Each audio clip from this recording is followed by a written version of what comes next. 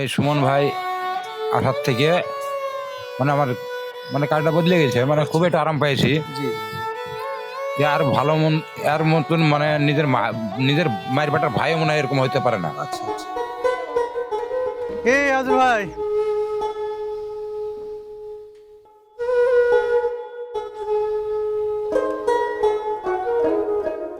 রাজশাহীর বড়কুটি ঘাট পার হলেই মুর্শিদাবাদ সীমান্ত ঘেঁষা দুর্গম চর, যার নাম চরখানপুর, যেখানে অভাব আর বঞ্চনায় মানুষের ভাগ্য। ভাঙাচোরা শিক্ষা ব্যবস্থা আর চিকিৎসার অভাবে প্রায় 10 কিলোমিটার পথ পাড়ি দিতে গিয়ে রাতের অন্ধকারে রাস্তাতেই মারা যায় গর্ভবতী মা ও শিশু।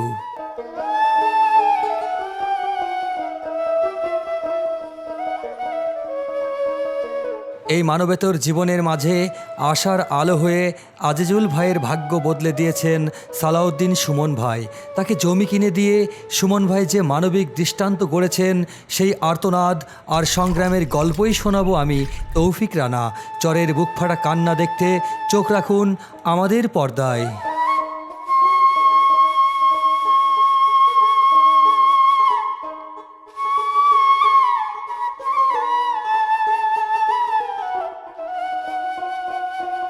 রাজশাহীর বড়কুটি ঘাটের শান্ত সকালে পদ্মার বুক চিরে আমাদের যাত্রা শুরু হচ্ছে দুর্গম চর চরখানপুরের উদ্দেশ্যে।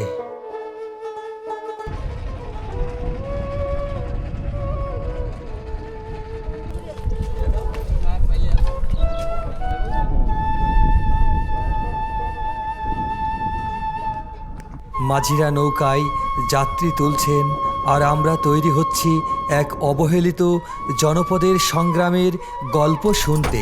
রাজশাহীর ব্যস্ত নগরের খুব কাছেই রয়েছে পদ্মা নদী, এবং এই পদ্মা নদীর বিস্তীর্ণ বুকে জেগে উঠেছে এক চর, যার নাম চরখানপুর চর, যেখানে যাওয়াটাই একটি চ্যালেঞ্জ এবং টিকে থাকাটাই প্রতিদিনের সংগ্রাম।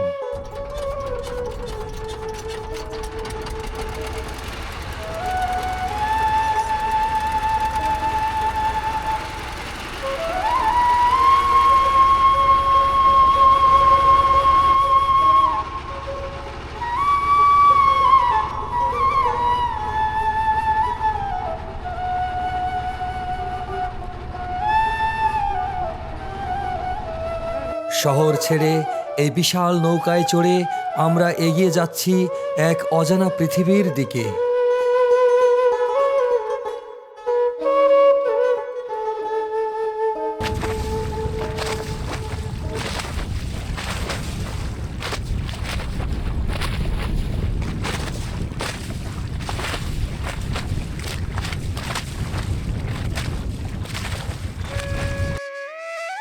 শুষ্ক মৌসুমে নদীর পানি কিছুটা কম থাকলেও আকাশ আর চরের প্রকৃতি মিলেমিশে একাকার হয়ে আছে।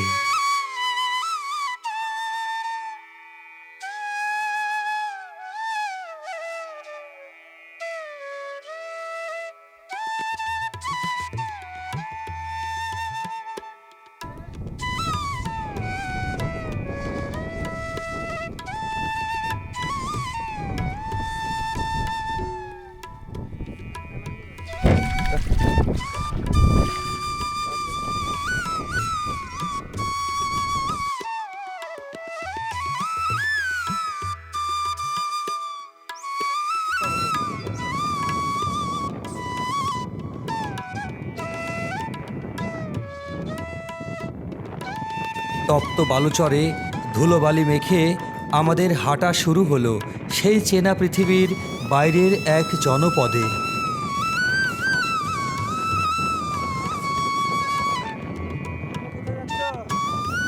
দীর্ঘ 5 কিলোমিটার পথ মারিয়ে গ্রামের কোল ঘেঁষা সরু শাখা নদীর ওপর নড়বড়ে কাঠের বাকি বা চিকন শাকুটি পার হতেই দেখা মিলল চরখানপুরের।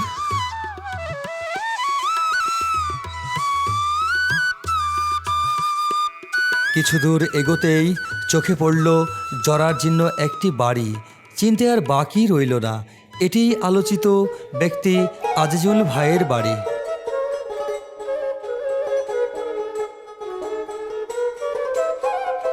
এই চরে এমন একজন মানুষ বসবাস করেন যার জীবন বদলে দেওয়ার মূল কারিগর বিখ্যাত কন্টেন্ট ক্রিয়েটার সালাউদ্দিন সুমন ভাই।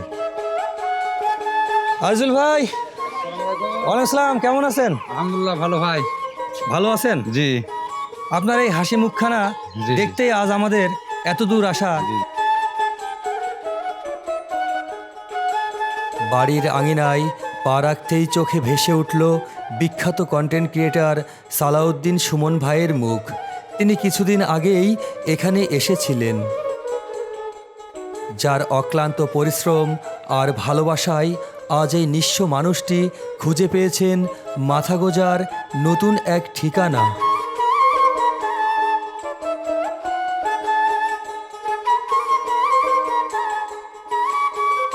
আজিজুল ভাই আমাদের ঘুরিয়ে দেখাচ্ছেন সীমান্ত ঘেঁষা সেই গ্রাম যেখানে প্রতিটি অস্বাস্থ্যকর আর জীর্ণ ঘর অভাবের সাক্ষ্য দিচ্ছে।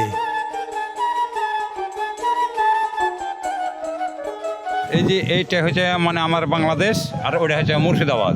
আচ্ছা, মানে পুরাটা ইন্ডিয়া, মানে এখান থেকে মানে হাতের হচ্ছে ডান পার হচ্ছে ইন্ডিয়া আর বাম পার হচ্ছে বাংলাদেশ। ওপারে ভারতের মুর্শিদাবাদের ধুধু মাঠ দেখা গেলেও নেই কোনো কাঁটাতার, যা এই চরখানপুর চরের অবুঝ শিশুদের জন্য এক মরণ ফাঁদ।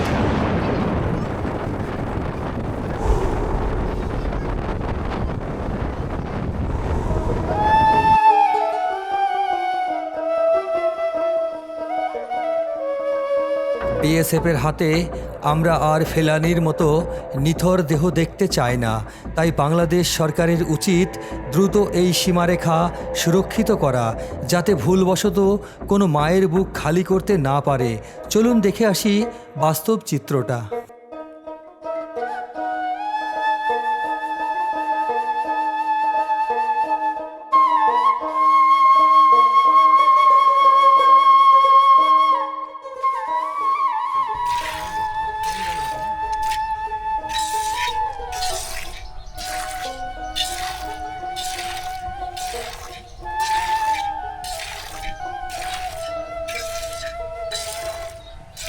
মাছ গেল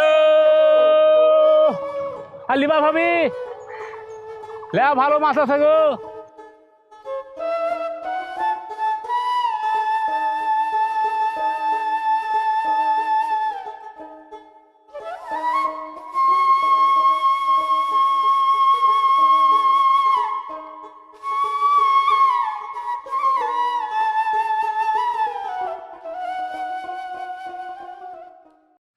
যে শিক্ষকগুলো আছে এরা ধরেন আস্তে আস্তে বেলা 10টা 11টা বাজিয়ে দেয়। আচ্ছা, এবার আসার পরে এরা আধা ঘন্টা রেস্ট লাগে। আচ্ছা, রেস্ট। আধা ঘন্টা রেস্টের পরে বেলা 1টা থেকে 1:30টা বাজবে।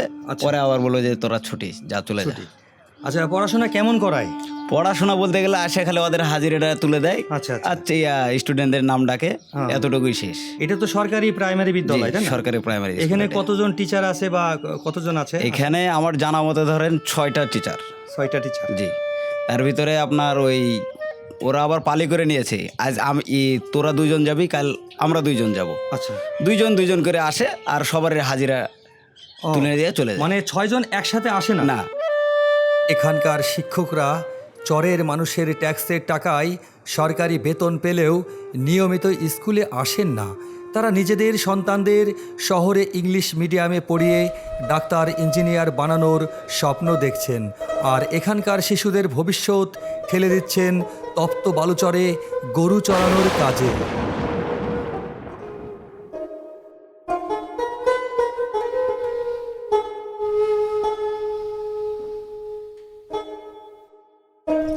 আর কোমলমতি মেয়েরা 12 বছর হতেই বলি হচ্ছে বাল্যবিবাহের।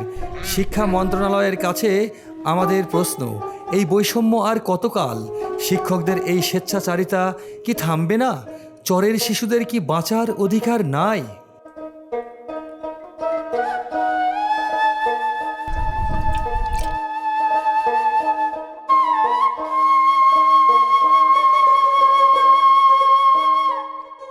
আমাদের দেশে নানা ধরনের সামাজিক সাংস্কৃতিক অনুষ্ঠানের ইতিহাস হলো গ্রাম্য মেলা নবান্ন।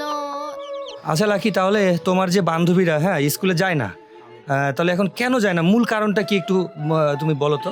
ওদের বিয়ে হয়ে গেছে। তাহলে ওদের বিয়ে এই অল্প বয়সে হয়ে গেছে, ক্লাস 6-7-এ বিয়ে হয়ে যায় বেশিরভাগ মেয়েদের। জি। ওই কত বছর বয়সে এখানকার মেয়েদের বিয়ে হয়? 12তে। 12-13-তে মানে বিয়ে হয়ে যায়। জি। আচ্ছা, তাহলে তোমার কি বিয়ে হয়ে যাওয়ার সম্ভাবনা আছে নাকি? বলা যাচ্ছে না। বলা যাচ্ছে না। আচ্ছা আচ্ছা। প্রিয় দর্শক, আসলে আমাদের এই লাখির এই 12 বছর বয়সে বিয়ে হয়ে যাবে কিনা সেটা বলা যাচ্ছে না, এবং লাখিও জানে না তার অদূর ভবিষ্যৎ কি হবে।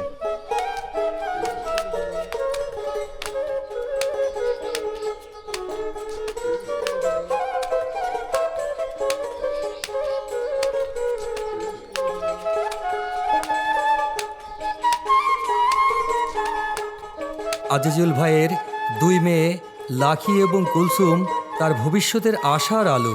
তাছাড়াও লাখি এবং কুলসুম এই চরের শত শত শিশুর এক করুণ প্রতিচ্ছবি। 12 বছর বয়স হতে না হতেই জীবনে নেমে আসে বাল্যবিবাহের অভিশাপ। সরকারের কাছে প্রশ্ন, শিক্ষা কি শুধু শহরের মানুষের অধিকার? এই দুর্গম চরের হাজারো কোমলমতি শিশুর শিক্ষার অধিকার কি কাগজ কলমেই সীমাবদ্ধ থাকবে?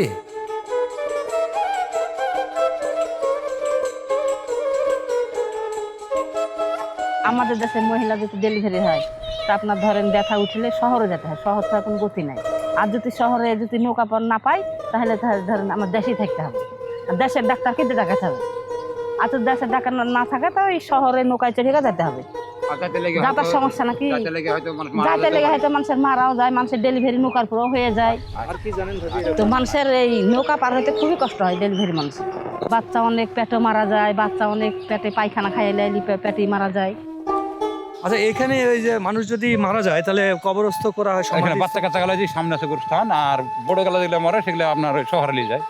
ও, তাহলে এখান থেকে ওই নদী নৌকাতে করেই আপনার মানে শহরে নিয়ে যে জানাজা করা লাগে, জি, জি। কবরস্থ করা লাগে। জি জি। ও, তাহলে তো এটা খুবই কষ্টদায়ক ব্যাপার। আর কষ্ট হলে কি করবো এখন বলেন, কিছু করার নাই, উপায় নাই তো। উপায় নাই।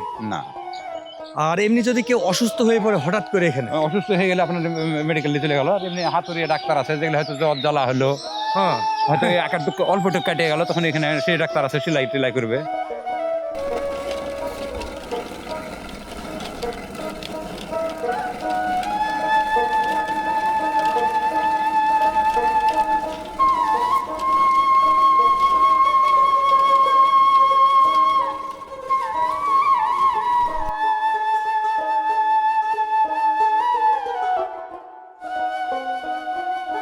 আজিজুল ভাইয়ের সেই বাড়ির বারান্দা যেখানে একসময় সালাউদ্দিন সুমন ভাই পরম তৃপ্তিতে খেয়েছিলেন।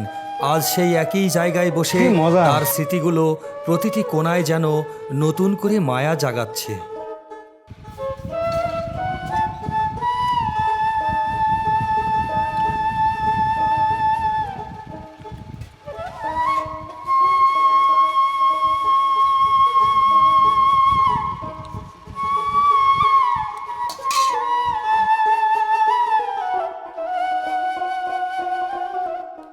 চরের মানুষের আতিথেয়তা শুধু মুগ্ধ করার মতোই নয়, আজিজুল ভাইয়ের এই দুপুরের খাবার শুধু খাবারই নয়, এটি একটি সালাউদ্দিন সুমন ভাইয়ের রেখে যাওয়া ভালোবাসারই এক প্রতিফলন।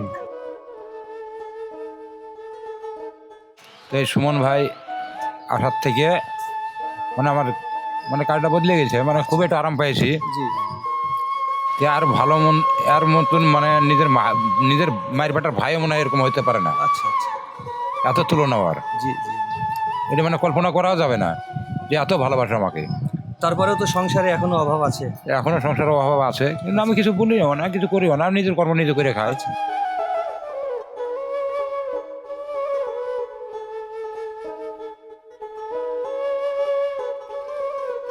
প্রিয় দর্শক, এতক্ষণ যেটি দেখলেন, শুনলেন এবং অনুভব করলেন, যদি এটি আপনাদের ভালো লেগে থাকে তাহলে আমাদের চ্যানেলটি সাবস্ক্রাইব করে সঙ্গে থাকবার জন্য বিনীত অনুরোধ রইল।